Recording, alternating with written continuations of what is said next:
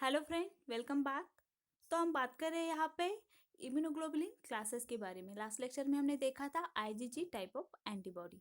अब हम देखने वाले हैं आईजीए टाइप ऑफ एंटीबॉडी। तो फ्रेंड्स, वीडियो स्टार्ट करने से पहले जो लोग मेरे चैनल पे न्यू है प्लीज़ मेरे चैनल को सब्सक्राइब कीजिए।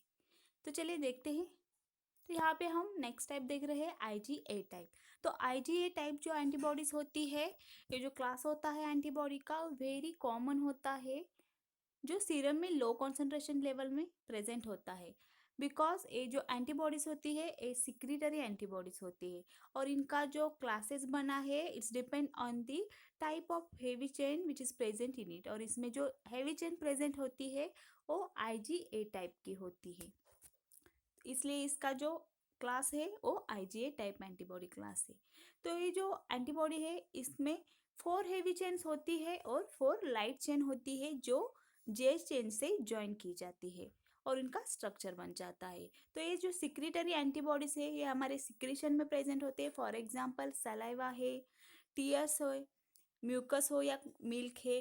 तो ये जो एंटीबॉडीज होती है तो इन सिक्रीशन में ये ज़्यादा कॉन्सेंट्रेशन में प्रेजेंट होती है। इसका जो स्ट्रक्चर होता है वो डायमेरिक होता है और ये टेट्रावैलेंट एंटीबॉडी होती है। टेट्रावैलेंट का मतलब होता है it can bind to 4 epitopes of antigen. तो एंटीजन के 4 इपीटोप को ये बाइंड कर सकती है, ये इसकी वैलेंसी है टेट्रावैलेंट। तो ये जो एंटीबॉडी है आईजीए, इसके 2 आइसोफॉर्म बन जाते हैं। जो फर्स्ट है आईजीए1 और आईजीए2। ये जो आईजीए1 होता है ये फिजिकल बैरियर में काम करता है। अगर हम इसका सिक्रीशन देखें तो ये है बी सेल्स। तो बी सेल प्रोलिफरेट हो जाती है और बन जाती है यहाँ पे प्लाज्मा सेल। और प्लाज्मा सेल क्या करती है, आईजीए टाइप की एंटीबॉडी का सिक्रीशन कर देती है। लेकिन जब ये एंटीबॉडी बन जाती है आईजीए टाइप की तब इसकी क्या होती है, एंडोसाइटोसिस हो जाती है यहाँ पे।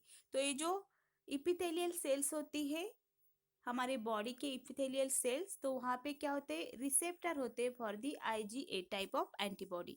तो आईजीए के जो रिसेप्टर होते हैं वहाँ पे ये एंटीबॉडी इस जे चेन के थ्रू ऐसे बाइंड हो जाती है रिसेप्टर को, और इस रिसेप्टर के साथ ही इस एंटीबॉडी का एंडोसाइटोसिस हो जाता है। तो यहाँ पे एंटीबॉडी आ गई है, यहाँ पे वेसिकल बन गया है विथ द रिसेप्टर, और एंडोसाइटोसिस होती है यहाँ से, और फिर से यहाँ से इसकी एक्सोसाइटोसिस भी हो जाती है। तो ये जो प्रोसेस होता है एक ही इपिथेलियल सेल में होता है, एक साइड से एंडोसाइटोसिस होता है तो दूसरी साइड पे एक्सोसाइटोसिस हो जाता है। और एक्सोसाइटोसिस हो जाने के बाद ल्यूमेन में ये एंटीबॉडी यहाँ पे सिक्रीटरी फॉर्म में आ जाते हैं, बिकॉज इसके साथ और एक मॉलिक्यूल आता है जो ये होता है रिसेप्टर।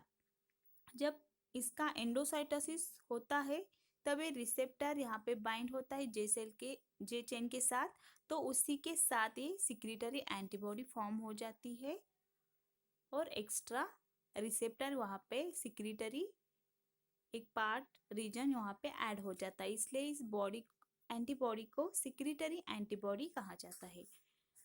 तो ये जो एंटीबॉडी है इसका अगर स्ट्रक्चर देख के तो यहाँ पे आप देख सकते हैं। तो हमने लास्ट लेक्चर में देखा था कि आईजीजी टाइप एंटीबॉडी जो होती है वाई शेप्ड होती है, और उसमें 2 हेवी चेन होते हैं और 2 लाइट चेन होते हैं। लेकिन ये वो जो आईजीजी थी वो मोनोमेरिक थी, लेकिन ये जो आईजीए एंटीबॉडी है वो डायमेरिक है। तो यहाँ पे 2 वाई शेप्ड एंटीबॉडीज होती है जिसमें 4 हेवी चेन होते हैं और 4 लाइट चेन होते हैं। तो यहाँ पे देख सकते हैं ये है हेवी चेन और ये है लाइट चेन। और ये जो 2 हेवी चेन से 2 एंटीबॉडी यहाँ पे एक दूसरे के साथ जुड़ गई है with the help of J chain. तो ये जो रेड कलर में दिख रही है ये है जे चेन। तो ये जो जे चेन है ये दोनों एंटी मोनोमेरिक एंटीबॉडी को जोड़ देती है एक साथ और बना देती है डायमेरिक एंटीबॉडी। तो सिक्रीशन के बाद यहाँ पे और एक सब्सटेंस ऐड हो गया था वो है रिसेप्टर, तो इसलिए इसको सिक्रीटरी एंटीबॉडी कहा जाता है। तो इस स्ट्रक्चर में आप देख सकते हो यहाँ पे 2 टाइप की चेन है, एक हेवी चेन है एक लाइट चेन है, साथ में एक जे चेन है जो 17 किलो डाल्टन इतनी वेट की होती है। जो हेवी चेन होती है वो 50 किलो डाल्टन वेट की होती है और लाइट चेन जो होती है वो 25 किलो डाल्टन की होती है। और ये जो सिक्रीटरी कंपाउंड होता है वो होता है 70 किलो डाल्टन का। तो यहाँ पे जो रीजन्स प्रेजेंट होते हैं हेवी और लाइट चेन दोनों चेन के ऊपर, तो कौन से रीजन्स होते हैं? तो यहाँ पे आप देख सकते हैं कलर में, जो रेड कलर में आपको दिख रहा है ये है वेरिएबल रीजन, जो एमिनो टर्मिनल की तरफ होते हैं। तो बोथ चेन में वेरिएबल रीजन एक एक होता है और बाकी के जो रीजन है यहाँ पे दिख रहे हैं ग्रीन कलर में, तो ये जो रीजन्स होता है वो होता है कांस्टेंट रीजन। तो जो लाइट चेन होती है इसके ऊपर सिर्फ वन कांस्टेंट रीजन प्रेजेंट होता है और ये जो हेवी चेन है इसके ऊपर 3 कांस्टेंट रीजन प्रेजेंट होते हैं। ये आप देख सकते हैं यहाँ पे CH1 है कांस्टेंट रीजन 1, ये CH2 और ये है CH3।